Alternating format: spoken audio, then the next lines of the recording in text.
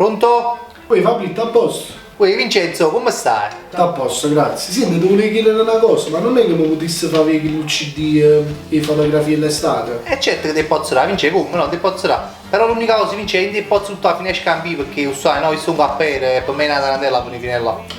E lavoro per me è una tarantella che è pianura.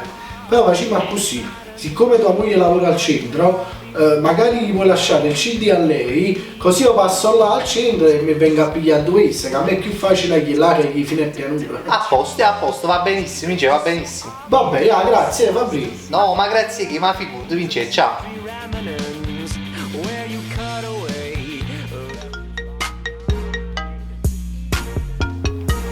Pronto? Fabrizio, Uè Vincenzo? magari ti scordate il CD a tua moglie? Wow, Vince, hai ragione, ma ci scordate proprio. Wow, sei una casa caruta vera allora. Oh, hai ragione Vince, sono proprio una casa caruta, ma purtroppo Vince mangi proprio mi sono scudato, Vince, mi hai scudato.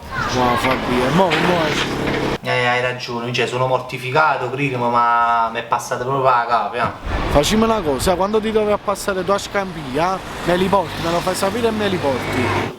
No, quale scambio Vince, ma chi viene fino alla bascia? Allora facciamo una cosa, ti tengo a posto qua fuori, mo te li spedisco, vabbè? Vabbè, grazie Fabrizio. Vabbè, ciao, scusami.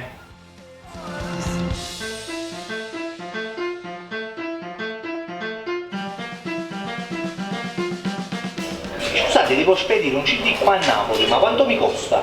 9,90.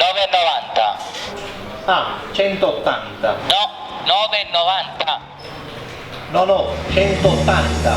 Fa che sparagnan, e in coppa su fatto sono proprio re parocchia. Fa che sparagnan, e non è ancora nato chi fa festa a me. Yeah.